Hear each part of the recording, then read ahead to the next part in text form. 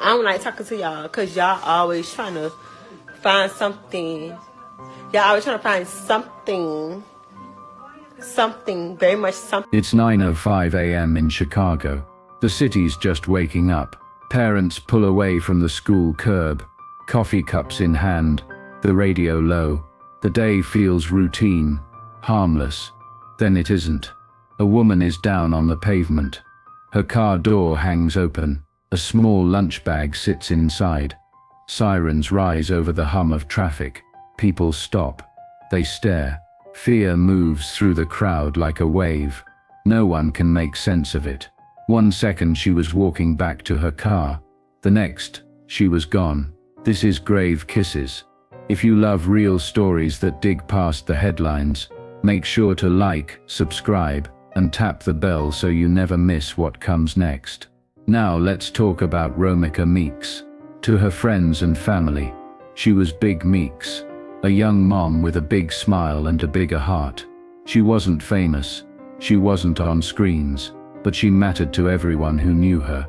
Roma was 31, a mom, a dreamer, a woman putting her life back together piece by piece.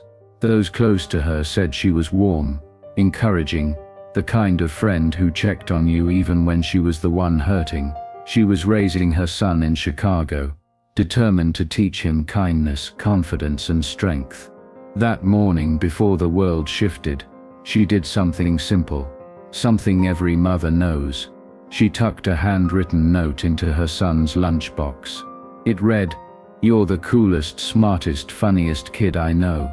I love you so much. Have a great day. Mommy loves you." Think about that for a moment. That note was meant to lift her little boy's day. Instead, it became one of the last things she ever wrote. Roma carried faith and fire in equal measure. She was pushing forward, balancing motherhood with her dream of becoming a nurse. Her son was her center. Every plan, every late night, every prayer came back to him. Friends say she often talked about giving him a better life than she had. But life had grown tense. Quiet cracks had formed, unspoken worries, most of them tied to her ex-boyfriend, the father of her child. People close to her noticed she'd been uneasy. Something was off, though no one could see how deep it went. That Monday morning, after drop-off, Roma walked toward her car. Somewhere between the school doors and the parking lot, she met a woman she knew, someone who'd been around before. Witnesses say an argument sparked. Voices rose. Hands moved. The air turned sharp. Then it happened fast. A gun flashed. One shot. The bullet hit Roma in the face. She fell. For a beat, silence. Then screaming. Sirens. Panic. The shooter ran. Roma was rushed to Stroger Hospital. Doctors fought to keep her here, but she didn't make it. Right here along Cermak near State after loved ones of the victim say she had just dropped her son at school. Sources close to the investigation say a woman is in custody after allegedly pulling the trigger. A close friend of the 31-year-old woman killed says she was an outstanding mom who always showed up for her son. She says the victim, who authorities have not yet identified by name, was one of the purest souls in the life of their friend group. She was in school working to become a nurse. It was just after 9 this morning near the National Teachers Elementary Academy when police say some sort of a fight unfolded, the suspect pulling out a gun and shooting the victim in the face. She was rushed to Stroger Hospital but did not make it. Hours later, medical supplies and crime scene tape litter the ground where this happened. That's where the mystery begins. How does an ordinary school drop-off become something so horrific? What was simmering beneath the surface of that calm morning? That's what investigators and an entire city are still trying to understand. Let's step into Romeca's world for a moment. She wasn't just a mother in a headline. She was a heartbeat in a circle. The friend who never forgot your birthday. The neighbor who checked on elders. The cousin who showed up with food and laughter. People didn't just like her. They leaned on her. She carried a warmth that filled a room, and her laugh, loud, contagious, impossible to ignore, made you feel alive on even the dullest day. Her routines were simple. Mornings for breakfast and packing lunch. Afternoons for work or class, evenings for homework and family talks. She lived steady, intentional, and she had her quirks, the kind that made her, her. She filled her apartment with plants, green everywhere, living reminders of calm. She talked to them like friends. They listened. She loved leaving notes, small words of encouragement tucked into lunch bags, slipped under doors, left on kitchen counters. She believed kindness should travel. Every morning she had a ritual, a quiet minute to herself, coffee in hand, eyes on the window, thinking about tomorrow. But lately something in her had shifted. Friends noticed it first. Her laugh was there, but tighter. Her words, more careful. She moved like someone watching the edges of her world. She'd mentioned worries, someone from her past, an ex-boyfriend, and a woman tied to him. It wasn't drama. It was concern, real, quiet concern. Those close to her said she was trying to keep peace but preparing herself just in case. Her tone had changed. There was weight in her voice that hadn't been there before. Still, she kept going. She smiled, she laughed. She handled her days with that same rhythm of work, motherhood, and hope. That Monday morning felt like any other.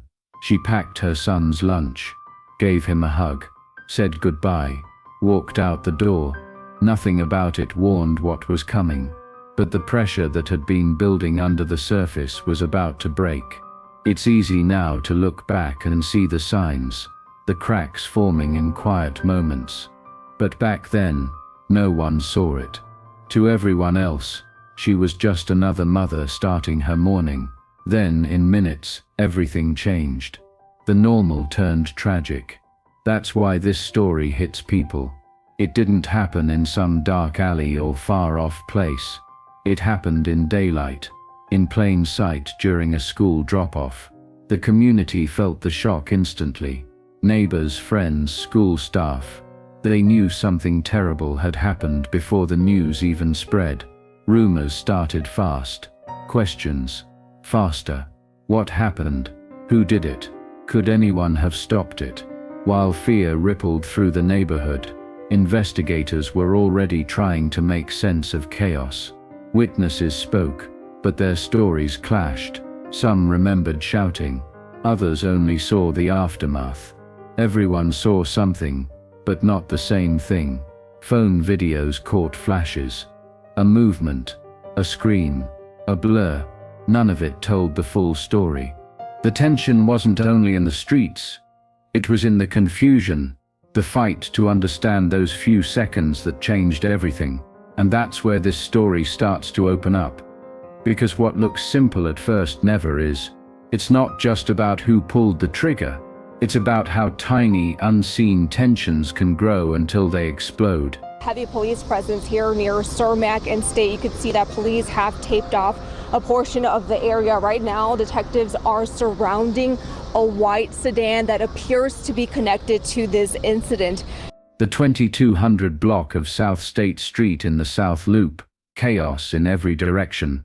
Cars crawl past. Neighbors press against their windows. Some crying, some frozen. Officers move fast, roping off the block, collecting statements, searching for anything that explains the unthinkable. The first problem: conflicting eyewitness accounts. She's the one who shot her. She order, but she shot her. Oh my fucking God! Crazy in the car. How you feel? She just dropped her. Get up. You scared as hell, right? Scared as hell. She shot her, buddy. No, it wasn't. You had it from the car. She was trying to stop her in the car. You're telling me in the car, bro. What are you talking about? You had her in a headlock. And then you shot her, Cody. Some said they saw a woman fighting with Roma. Others only saw the aftermath and thought it was random. One witness swore the ex-boyfriend was there, maybe holding her back.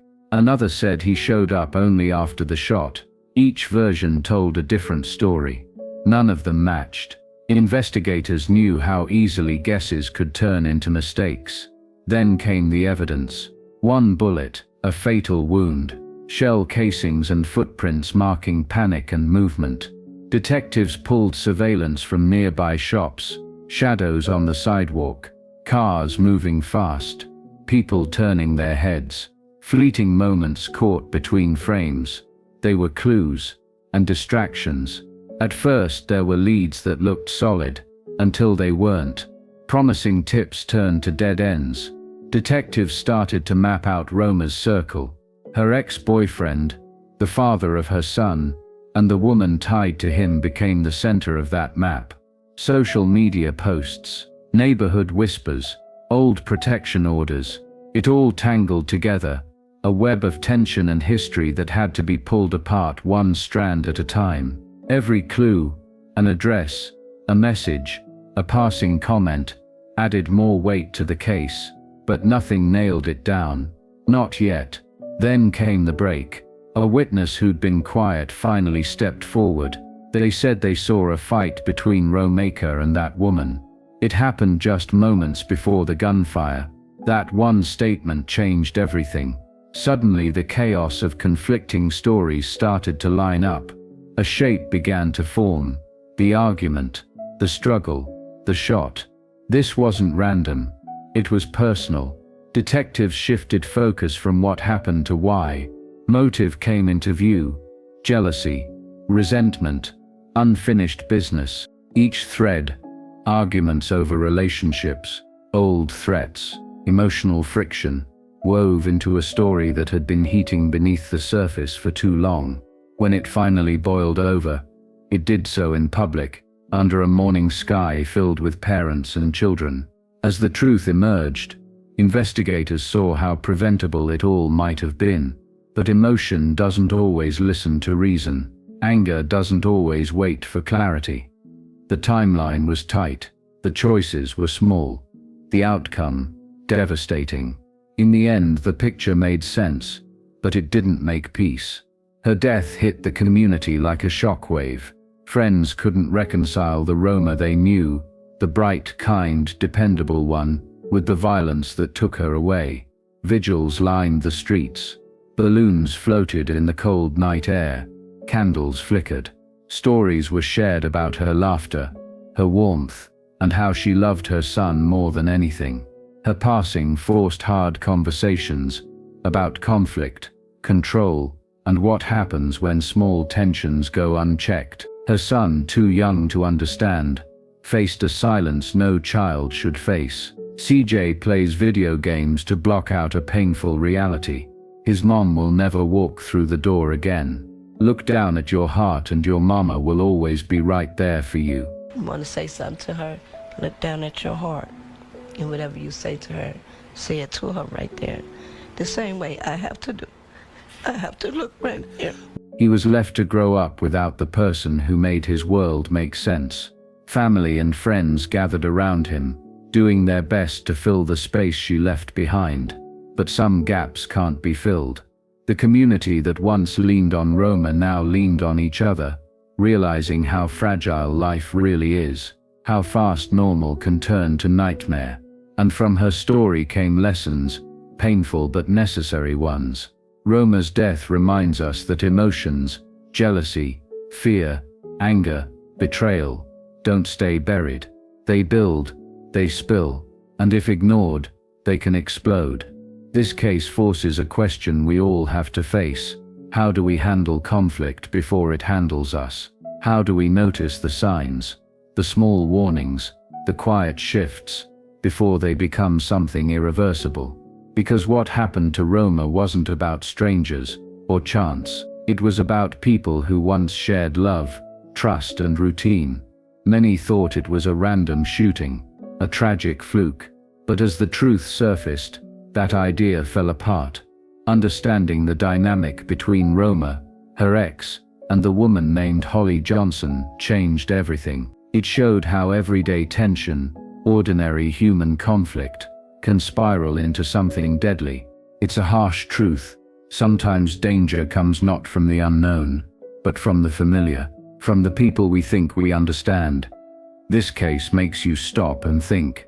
What do we do when jealousy creeps in? When love turns bitter? When pride keeps us from stepping back? Could a conversation, a warning, or an act of awareness have stopped it? Maybe. But what's left now are questions, memories, and the ache of what might have been. Roma's life was full of energy, kindness, and care. She was a heartbeat in her community. Her story lingers because it feels close. It feels real. The mornings, the small arguments, the daily grind, the laughter. We all know that rhythm. The only difference is that her ordinary day collided with extraordinary violence, and the echo of that moment still hangs in the air, reminding us how quickly life can change, and how deeply one loss can ripple through a city. As we close this episode, think about this. What quiet tensions might be sitting just under the surface in your own life? What happens when a moment turns, when conflict catches you off guard? Could empathy, patience, or one act of understanding change how it ends? Sit with that for a second. Awareness matters. So does compassion. Sometimes noticing the signs early can stop something from breaking too far. If this story hit home for you, make sure to click the bell icon, share it, and pass it forward.